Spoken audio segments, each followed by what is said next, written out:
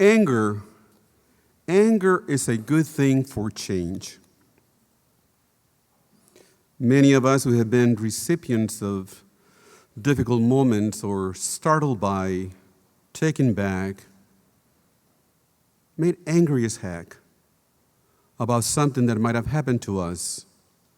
And we wonder, is there something that I can do? Can I call my friends? Should I write a book? What shall I do? In 1992, Manuel Pastor, on seeing the aftermath of the riots in Los Angeles, came to the conclusion there must be a better way for us as a society to deal with the inequalities in front of us. The riots that visited that community devastated a community already without hope, with very few options. I don't recall the riots on Rodeo Street. I don't recall the riots in Hollywood. I don't recall that those moments of angst and difficulty were visiting the wealthy parts of Los Angeles and other parts of California. But they were right at the very core where those who were voiceless and without hope were found. That anger, Dr. Pastor, he thought there must be a better way for us to get to know at the very core the needs of our community. On receiving the 2012 Wally Marks Changemaker Award, a writer wrote, Manuel Pastor has the heart of an organizer and the vision for social justice research that makes a widespread impact on people's lives. Dr. Pastor is a change maker, making a critical connection between the interests of the poor on one hand and the very future of our nation on the other side. The poor and the future, we are married together in a dance that is either going to make us very happy or we are going to be having a very difficult time. A distinguished professor of sociology, American Studies and Ethnicity at Southern California, a recognized researcher, a writer of some national recognition, a lover of justice. I am so delighted that we are now at the very end of our day, after we've heard all the conversations about biases and their impact on our lives, to look at the possibilities of hope. In what ways might there be economic benefits on questions of inclusions? Please help me to welcome Dr. Manuel Pastor.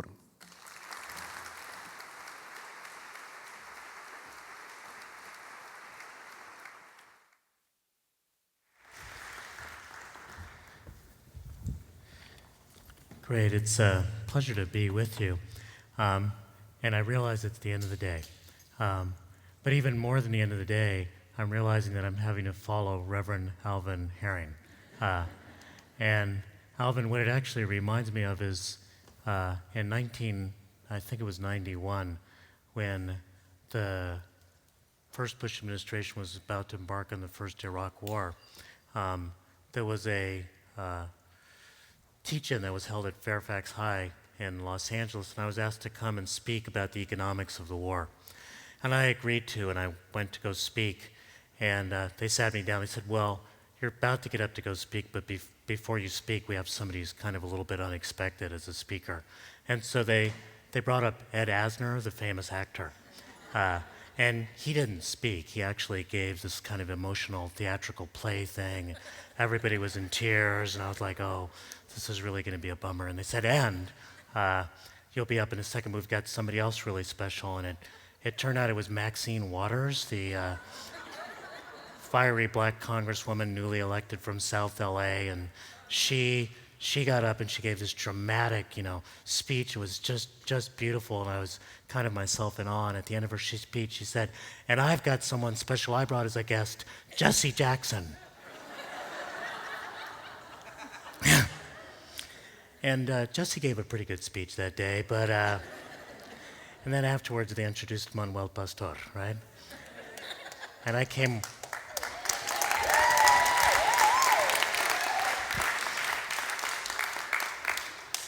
That was a lot more applause than I got then, but thank you very much. So I'm going to try to do as good as Reverend Alvin did. Just a couple of things before we get started. I'm going to be trying to talk through a lot, but I got asked to talk about so much more. I mean, I got asked to talk about the demographic transformations in the country and what it means to Michigan. I got asked to talk about the economic benefits of inclusion. I got asked to talk about how that applies to specific housing and affordable housing and gentrification and questions of workforce development. I got asked to predict the future housing price of everybody who was in the audience. I got asked to comment on whether or not Putin would ever back away from Crimea.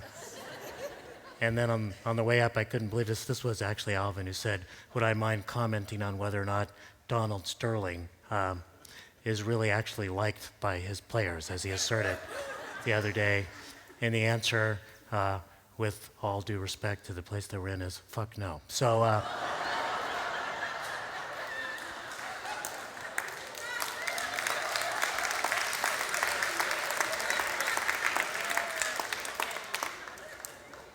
I mean, not that I've got a grudge against the guy, but so what I am going to do is talk a little bit about the demography of the country, a little bit about the economic benefits of inclusion, and then try to bring this to a kind of stirring and emotional conclusion for the day. That will make you, I don't know, tearful maybe. So I always like to tell people before I get started, as I'm about to, that while I'm speaking, my voice might break a little bit. And the reason why is not that I'm emotional being with you, although I am.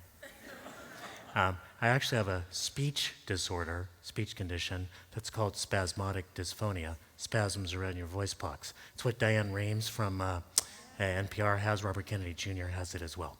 So just to disarm you. And by the way, you don't need to worry because it gets treated once a month with Botox. Because that's how we treat everything in Los Angeles. So,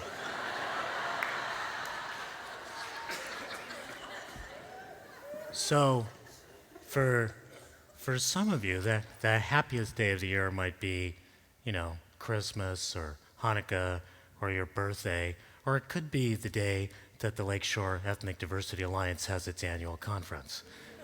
For people like me, the happiest day of the year is the day the census releases its statistics. So let me see if I can get this clicker. There we go. And what we found out with the last census when they released their statistics was that over the previous decade, the growth rate, the increase in the number of Latinos in the United States was 43%. The increase in the number of Asian Pacific Islanders was 43%. Remarkable coincidence. I think they were coordinating. The growth rate for African Americans, 11%, and the growth rate for non-Hispanic whites, only 1%. So 43%, 1%, that's a pretty dramatic difference.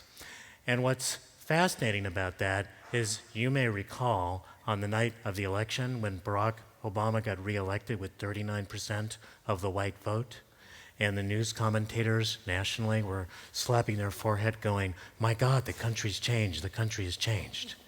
And I kept thinking, where were you for the last few years when I was talking around the country about this? So big and dramatic changes.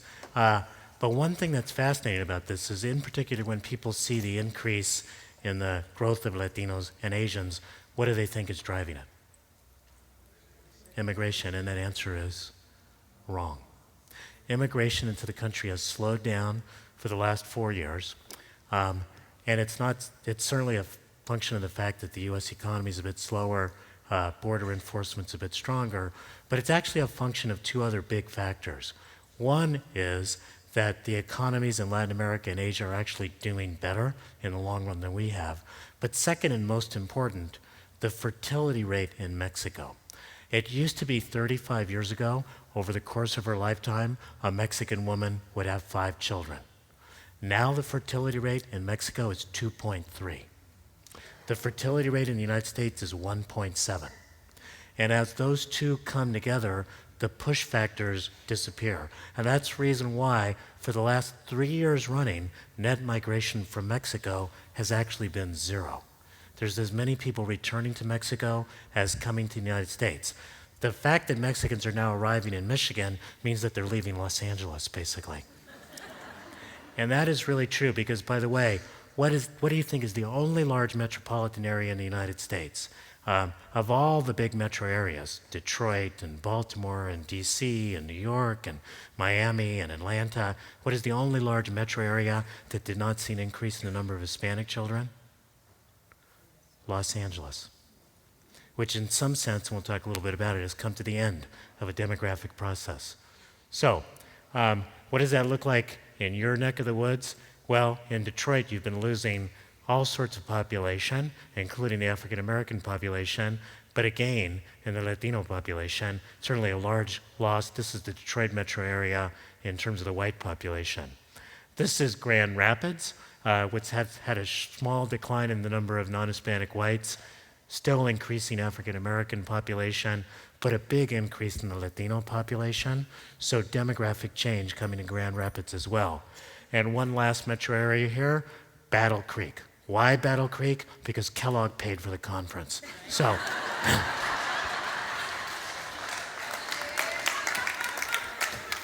I mean, let's be real. So Battle Creek, demographic change going on there, well, but a little bit slower. So that's what's going on there. And if it's not immigration that's moving the population changes forward, what is? Well, it turns out it's kids, right? Largely the kids of these immigrants, but it's the kids. So what this shows you is the change in the youth population, folks under the age of 18. So between 2000 and 2010, the number of young whites in the United States actually fell by 4.3 million. Now, that does not mean that 4.3 million young white people died. We would have noticed that.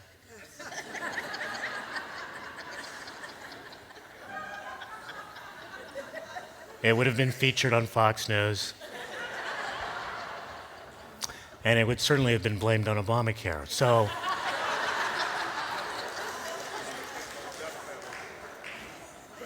and don't worry, I'll make fun of Rachel Maddow later. It's cool. So, anyway, what it means is that more people are moving into 19 and 20 than are moving into 1 and 2. So the number of young whites in the country falls by 4.3 million. Number of young African Americans fell by about 250,000. Some of that's redesignation into the multiracial category, although a little bit less of that's going on than people had initially predicted. The number of young Latinos up by 4.8 million. The number of Asian Pacific Islanders up by 800,000. That's the next America. The next America is an America that's far more Latino, far more Asian, consistently African American, far more people of color. And you can see that by looking at the demographics for the nation as a whole. It is now predicted that by the year 2042 or 2043, the US becomes so-called majority minority, or as I like to think of it, all minority all the time.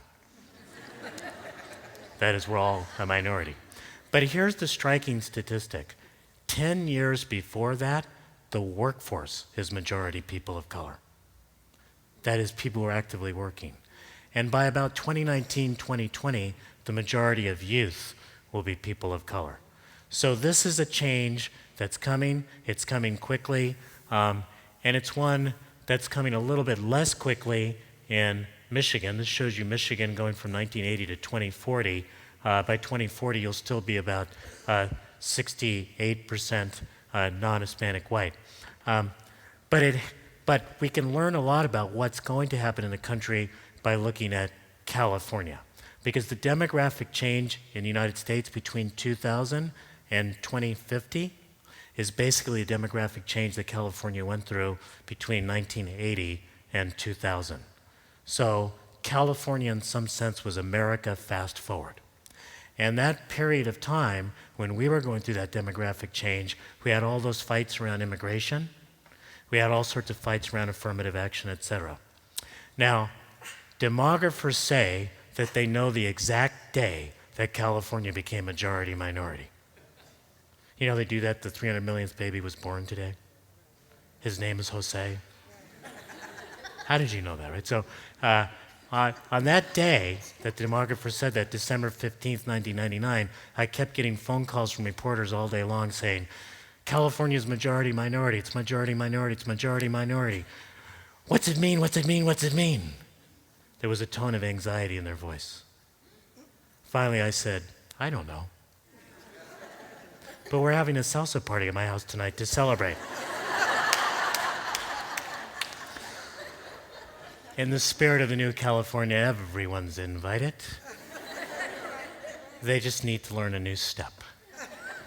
And part of what we're doing is learning a new step of leadership with these diverse communities, a new step in terms of leading across different communities, etc. And that's fundamentally what a lot of what you're going to be doing is. Now, for Michigan, one of the things that's very interesting is part of the reason why the change is lagging behind here is because you haven't been as successful at attracting immigrants into the state. And that turns out to be something probably problematic for your economy. It turns out that certainly immigrants are attracted to places where the economy is growing more rapidly, but if you've got immigrants, they actually tend to make the economy grow more rapidly in turn. They've generally got higher rates of labor force attachment, higher rates of business entrepreneurship, et cetera. And in some careful studies we've done, your share of immigrants is a predictor of your economic growth going forward. So that's an interesting thing for Michigan to be taking a look at. So what does this look like geographically? How do you look like compared to the rest of the country? This is a set of maps that we've been doing with policy length from Oakland, and these are the counties of the United States in 1980. It's a very easy map to interpret. The browner the county, the browner the county. So, the darkest shade is greater than 50% people of color. The shade in between is 40 to 50% people of color, and then less than 40% people of color. The thing to notice is that in 1980, the country looked like most people think the country looks today. The black belt of the South going to DC, the borderlands of Texas with Mexico, and then also the sort of Hispanic and Native American areas of New Mexico and Arizona. But notice California. California in 1980 had only one county that was majority minority, and that was right on the Mexican border. So here's what the country looked like in 1990. Lots of change. You can see lots of it happening in California. 2000. You can see it spreading though, right? And that's the last census. Now, one of the things that's really interesting about demography, one of the reasons why I love demography, is because almost everything you think you know is wrong. And the best way to think about demography is the future ain't what it used to be, right? So, most people are thinking immigration is still the big driver. It isn't any longer. Most people are thinking lots of people are coming from Mexico. No, they're not coming any longer. The other thing is that most people think the demographic change in the future is really just going to continue to happen in California. California will become 150% minority. Basically, super people of color, right? Which we always knew. And that'll be what counts for the demographic change in the country as a whole. But as that fact told you, that the number of Hispanic children actually went down in Los Angeles County. And the reason why is that population, immigrant and native born, is older, having less kids, etc. It implies that the change is occurring in the rest of the country in the future. And this is what the rest of the country looks like in 2020, in 2030, and then finally in 2040. And there's a couple of things to notice about this. One is the change is going to happen all over the country. That where it doesn't happen much is either in places that are lightly populated or a lot of the Midwest in which the economy is not that vibrant. So the vitality and the diversity are associated together. Another aspect of the change, which is really important, and it's happening in Michigan, but it's happening here a little bit more slowly, it's happening in the rest of the country more rapidly, is the places that are diversifying the most rapidly are America's suburbs. We used to think that all demographic change would happen in California. We also used to think that it would happen in our central cities. But now it's America's suburbs that are diversifying more rapidly, and it's where the pockets of poverty are growing the most rapidly as well. And the problem with that is that those are places that have often very thin civic infrastructure, very thin social services infrastructure, and Alvin, very thin community organizing infrastructure, right? And community organizing is how people who don't have voice find their voice in the political process. And what it means is that a lot of us who thought about doing our work in cities also need to be thinking about doing our work in suburbs. So you can see the diversities suburbanizing here in Grand Rapids by following the non-gray dots out of the city. You can see there's big growth in your African American and Latino populations in your suburbs as well. So that gives you a kind of overall demographic change, and it gives you a bit of the geography of change. So quick question, is any of that interesting? Cool. None of that is as interesting as the following statistic. And it has to do with the age structure of the population.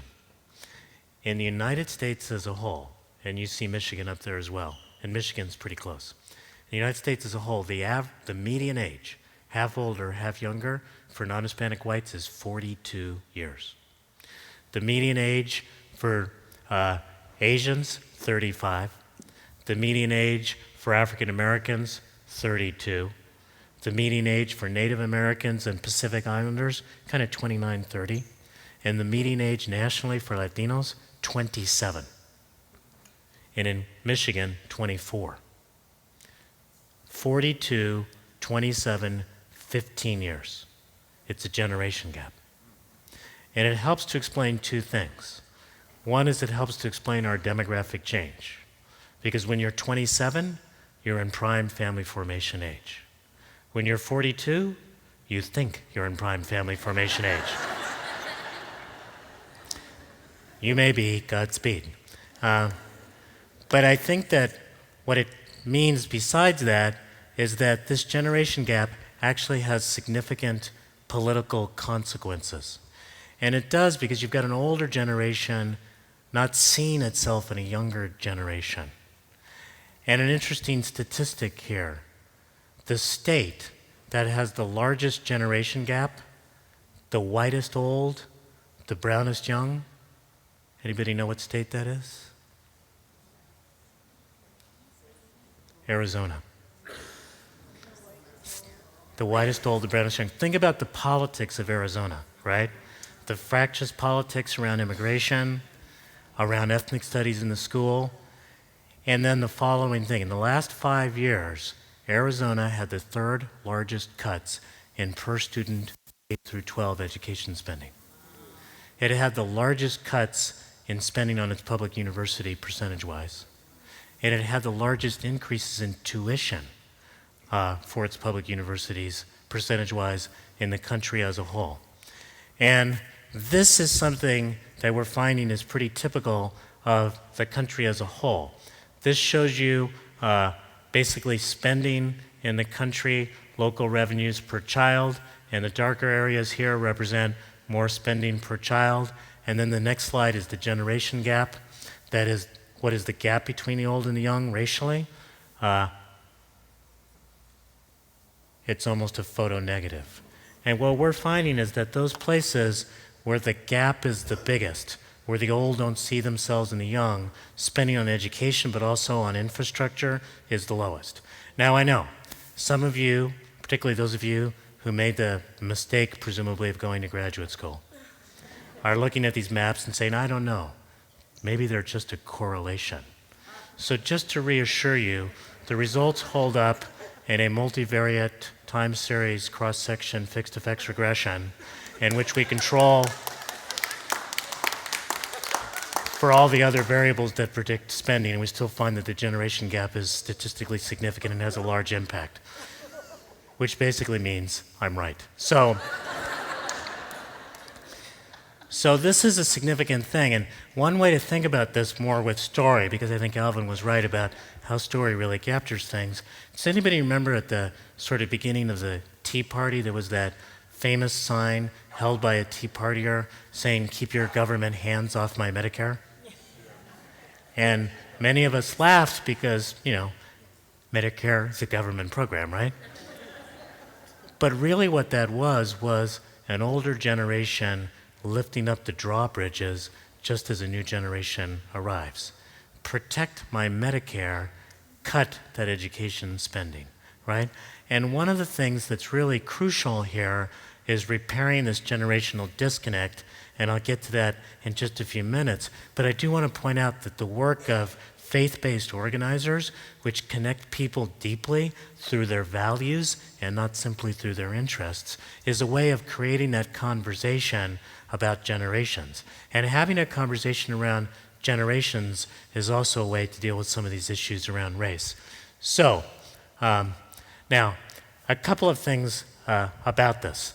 This changing demography, and I'm going to show you another aspect of the change in just a few minutes, is occurring just as the United States is going through one of the sharpest periods of inequality that we've ever experienced.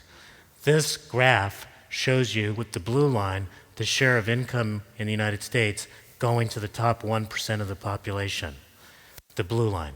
And there's two kind of peaks there. One is 1928, the year before the Great Depression, and the other is 2007, the year before the Great Recession, right? That the inequality got so skewed, it kind of knocked the economy off course, and that's a point that I'll get back to in just a second. What's interesting here is that we've got, in essence, and I think this is really important, two kinds of inequality going on in the United States. We've got an inequality that's going on for the top 1%, and a lot of that has to do with capital gains and CEO pay, et cetera. If you look at those other lines, the red and green lines, those are the share of income going to the 1 to 5% and the 5 to 10%. A lot of that has to do with people who have got more skills, and now in today's globalized and technological economy, if you've got more skills, your wages have gone up. If you have less than a high school degree, your wages have actually declined. So it always used to be that you would do well by getting a university degree, particularly at the University of Southern California, by the way. Send your kids, donate to the college. But now that gap is bigger than ever. But that does not explain why the top 1% have done so well. And we'll unpack that in just a minute, but it means that we need to have more of a nuanced strategy around this crisis of inequality, one that looks at both why the super rich have done so well, but one that also thinks about training for the rest of us so that the rest of us can kind of catch up in terms of wages as well. Now, one of the things we like to tell ourselves in the United States is, yes, we're unequal. Yes, we're unequal, but there's a lot of mobility, right? So that inequality is a static picture, but over time, people are able to make progress, right? That's the American dream, right? I don't know whether you know this, but if you want the American dream, you should move to Canada. Because the probability, if you're in the lower quintile of the income distribution, to move to the top quintile of the income distribution is about twice as high in Canada as it is in the United States. And in fact, this is a graph, and it's got two fancy names, the Gini coefficient and intergenerational earnings elasticity. What the heck does that mean? Basically, income inequality and class stickiness, whether or not you stay in the same class you started. And one thing you're going to notice is there's a pretty good relationship between inequality and class stickiness. Those places that are more unequal, there's less mobility. And that the two places that have the least mobility in the advanced capitalist world are the United States and the United Kingdom. And we fought a revolution against those guys, right? Because we were worried about how class-bound they were. There's more mobility in Japan, France, New Zealand, Germany, Sweden, Finland, Norway, and Denmark, and also in Canada. That is, if you really want to get ahead, you would do it in a different country. We have gotten to be an unequal country and a country which is not making a lot of progress, mobility over time. And we're also a country in which there's remains tremendous racial inequality in terms of income. We saw, this is black income on the bottom axis, and then you'll see that the Latino income actually starts in 1971. Now you might ask yourself, why does the Latino income start in 1971? Were there no Latinos before 1971? My family did exist, right? The government did not start collecting statistics on Latinos until 1971. So you can see there, looking at non-Hispanic whites and Asians and Pacific Islanders, that income was kind of a period in the 1960s where black income was kind of catching up with white income. There was a period in the late 1990s where black and Latino income was catching up under the latter part of the Clinton administration with a very buoyant economy. But basically, it's been very stagnant since. We've made very little progress on racial inequality. So think about this perfect storm. You've got changing demography, which is bringing us an increasingly African American, Latino, and Asian youth population. You've got widening inequality and less mobility in the United States, and you've got baked in racial inequality into our labor markets, etc. It is not a recipe for having a healthy country moving forward. But there's one bit of good news. And the good news is something that I think, much like John was trying to get us to understand our implicit bias, something that we have embedded in us so deeply that we don't even know it operates, that it becomes a fundamental part of how we think about things and we never re-examine it. One thing that we have not re-examined is how the economy works. We've been told for years that inequality at least brings mobility. Apparently it doesn't. We've also been told that inequality brings growth, right? That perhaps what you need to do is to have a lot of inequality, because if you do, then people with a lot of savings and a lot of investment, they'll make those investments, things will get better, things will move ahead, and therefore the economy will be okay. How many times have you heard that? And in fact, really interesting, I'll get to what this says in just a second, but in fact, just last year, the Republican Party in Congress had the Congressional Research Service do a study on tax cuts, because they, you know the story, they thought if you cut taxes, particularly on the wealthy, what will happen? The economy will grow. And it turned out the Congressional Research Service did their study, and they showed that when you cut taxes on the wealthy get rich and the economy doesn't grow.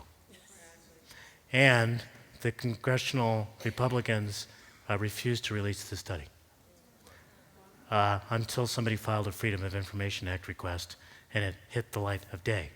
But that study was not that surprising, because for the last 30 years, economists looking at the developing world have found that where you've got more equal distributions of income, you actually have more rapid and sustained growth over time. With the newest study just last year being a study from the International Monetary Fund looking at what predicted sustained growth over time, and what they found out was the single largest variable that predicted sustained growth over time was your initial level of equitable opportunity.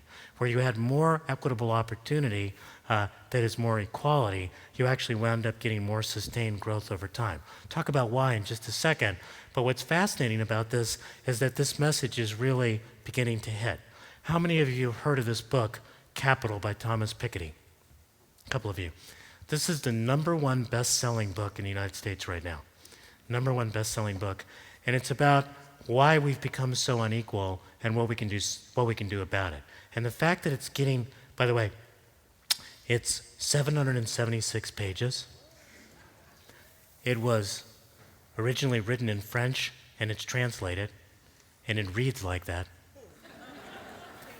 And yet it's the #1 best-selling book. And the reason why is people are beginning to understand that there may be something wrong with a society that's this unequal. Because what it tends to do is to dampen the incentives for the rest of us, right? If you think you're not going to get ahead because the cards are so stacked against you, how hard are you going to try? If you think the cards are stacked against you, how are we going to coalesce on what our strategy will be for economic growth? If things are so unequal, then people are trying to solve their problem of getting ahead for their kids by getting them a private education rather than making sure the public education system works for everyone. So, thank you. So it turns out that inequality may be bad for economic growth. And I'll talk a little bit, you see this in this new book by Joseph Stiglitz called The Price of Inequality, in which he connects the financial crisis to the high level of inequality. The wealthy got so much money, they moved into all this crazy speculative stuff, and the people who were poor, working middle class, went into subprime loans in order to kind of maintain their standard of living, and that was the recipe for the crisis. So what is beginning to happen is that even business is recognizing that inequality is an important issue. And just last year at the World Economic Forum, which is a gathering of the largest business leaders and civic leaders in the world in Davos, Switzerland, the number one issue that they were raising was inequality and why it's a threat to the global economy. So that's fascinating, and it's actually also something that we've been finding in the last couple of years by looking at research ourselves at metropolitan areas in the United States. And we've found that those metropolitan areas that are really unequal, highly residentially segregated, have big gaps between city and suburb, they don't grow very rapidly over time, they don't grow very sustainably over time. Now, you may be looking at me and you're saying to yourself, I don't know, I don't believe him. He's a professor from California. He probably came up with that idea while he was in his hot tub. He dropped his laptop in, some crazy results came out, he believes it. So don't believe me. Believe that well-known left-leaning organization, the Federal Reserve of Cleveland. Crazy liberals, those guys. And they did a study of 120 mid-sized regions, much the size of Cleveland, and they were trying to find out what predicted economic growth. And it was a lot of stuff you would think. Anchor universities were really important, diversified industrial structure, trained population, but much to their surprise, they found three things that were significant drags in economic growth: income inequality, residential segregation, and city-suburb splits. So you used to make arguments about justice and inclusion, about you want to do it because you feel good, right? And it's fair, and it's a nice thing to do, but I know the economics is against me. Here's the message. The economics is with you now. The economics is with you now. And it may well be because it's simply that we went too far on the inequality side, right?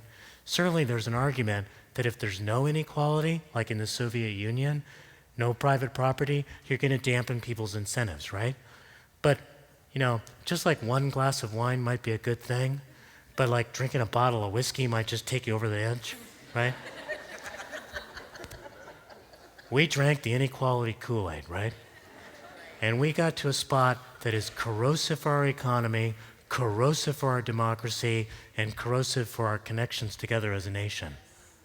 So what is it that we need to do to move forward? And why is this important now? And then I'll start bringing us to a close on time, because you're like time Nazi, it's crazy. So it's a good thing.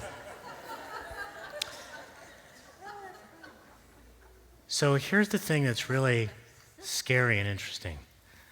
This is what's called an age pyramid, and watch now, 1950 going up to 2060. In 1950, we actually had an age pyramid. That is, there were a lot of people at the young, and then not so many people at the old, right? People got old, they expired, right? And there were a lot of young kids. And then the dark lines of the baby boomer generation are sort of moving through, right? But one of the things for you to notice is that by 2060, the age pyramid becomes an age cylinder.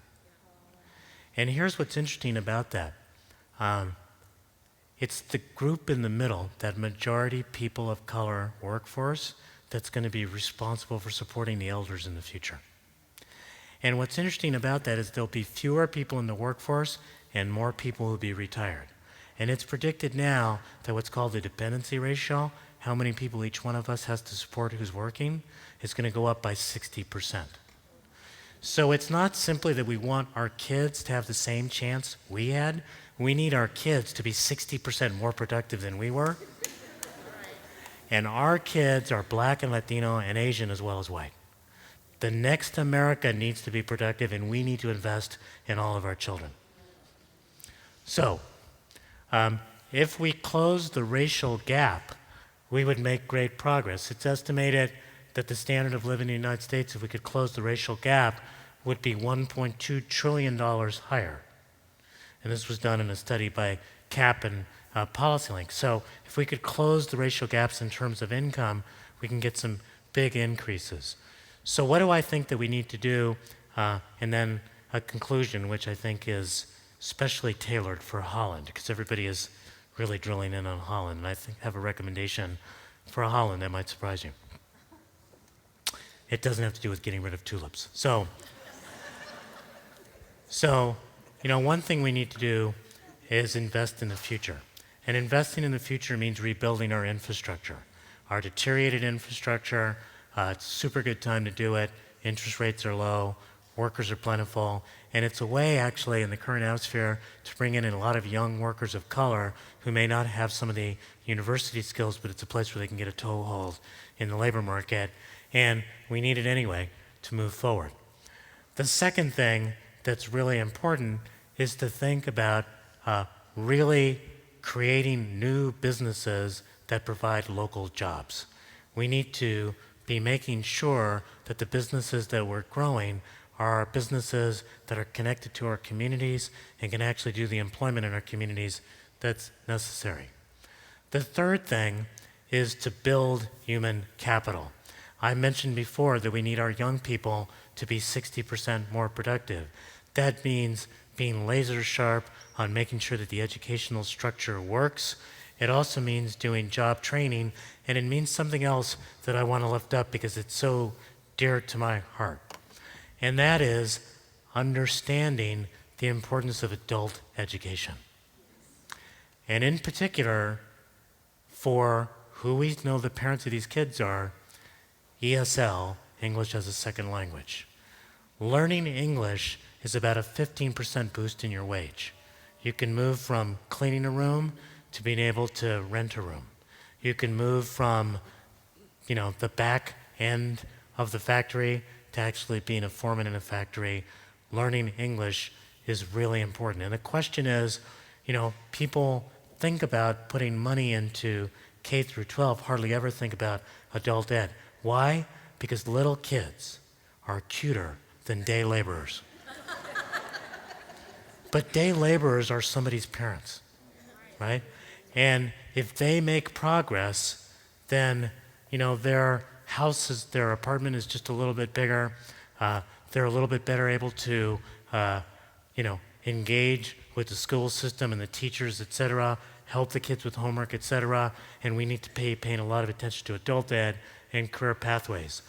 Very important here in Michigan is building healthy communities, focusing in on parks and fresh food and all the stuff that builds healthy communities, and comprehensive immigration reform, thank you.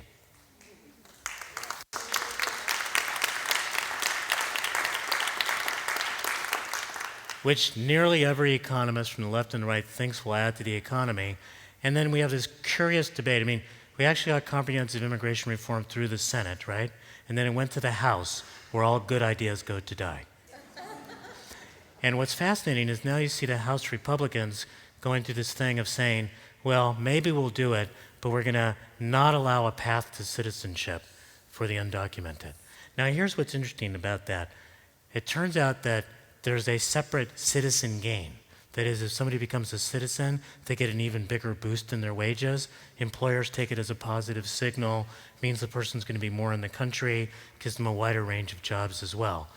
But what it reminds me of when people talk about this and saying we're going to split it up into separate bills and all this craziness, at the end of his life, W.C. Fields, who was quite a raconteur, used to drink a lot, womanize a lot. He was, I guess, lying in his his bed near the end of his life, and somebody went to go visit him, and they noticed that he was reading the Bible. And they said, Bill, you're reading the Bible. It doesn't seem like you. Why are you doing that? And he said, looking for loopholes. Right? There's no loophole. We've got to do comprehensive immigration reform. It's got to include a path to citizenship for the undocumented. It needs to include more secure borders, and it needs to include more labor in the future who are not going to be able to revitalize places like Michigan as well. But we need more than that, and I'm going to jump over all this to try to figure out how to connect better. By the way, that's a book I wrote called Uncommon Common Ground. Has a lot of the ideas I'm talking about today. You might want to buy it. It's available, on Amazon.com. For those of you who are not big readers, it's about to be made into a major motion picture in which I'll be portrayed by Antonio Banderas, so I'm quite excited. But let me just bring this to the last slide if I can get this thing to work. And I'm just going to end here. So here's my message to Holland. And about 3 more minutes is okay? 5. Okay. First big thing for all of you. Stress in your work that equity and inclusion are fundamental, not add-ons, right? Do not settle for the argument that this is something we do after we get the economy working. Unless we're intentional about making the economy more equitable, it's not going to deliver in a way that will bring growth or success to our communities. Second big thing is that we need to be visionary, as we were talking about before. We also need to offer policies that are pragmatic, that can be done, because Americans are a very pragmatic lot, right? You need to tell people things that are real and that can be done. We need to create a capacity for connection, because the fundamental thing that's preventing us from making a decision to have a more productive future is not a question of whether we know how to do something with education or job training or ESL or affordable housing or mass transit. It's that we lack the public will. And we're not going to get that public will unless we reconnect ourselves across generations, across geographies, across race, and the work you're doing here is very important to this. And so I want to end today with a story that might seem a little bit odd initially, but I think it's a very, very appropriate story for Holland in a way you'll see in just a second. In 1981, I was in graduate school. And being in graduate school is a pretty heady experience. You spend too much time studying, you feel like you don't have a body, right? It's just like a head, right? And so I decided that to kind of keep myself real, I was going to start playing basketball, and not just basketball, but street basketball, right? On the asphalt courts of the town that I lived in. So I played hoop on the courts. And that year, I was also asked, I was in Northampton, Massachusetts, by some friends to be a marshal at the second annual Gay Pride Parade in that town. Because the first annual Gay Pride Parade, there had been some incidents, and they wanted to have some people to march with them who might look a little brawny, right? I guess I did. So that, the march would be safe. So I said, yeah, sure, I'll do that. And so I marched with this, the Gay Pride March, and as I was marching through Northampton, all the guys I played basketball with were on the side of the road, looking at me kind of in horror, basically. Now, remember, this is 1981, much more homophobic era, right? And we're talking sports, right? So the following Monday, I go back to the court, street court, where I normally play ball. And I walk up and they go, well, are ya? And I said, what difference would it make? And I played ball then for a year as a gay ball player.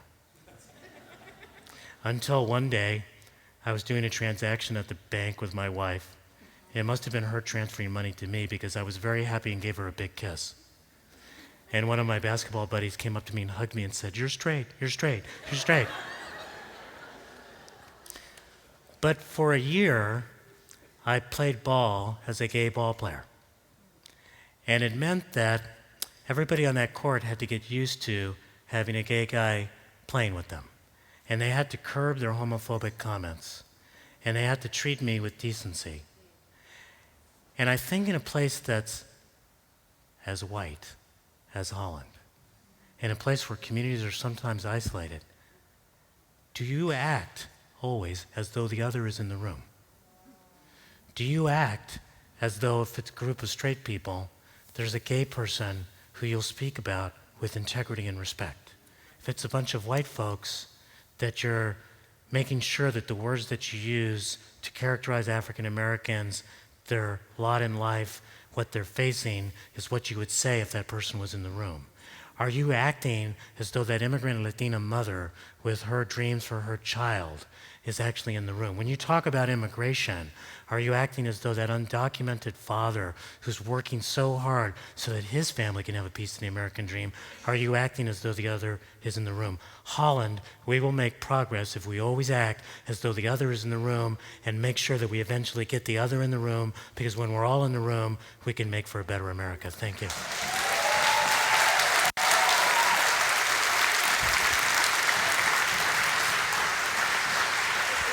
Great.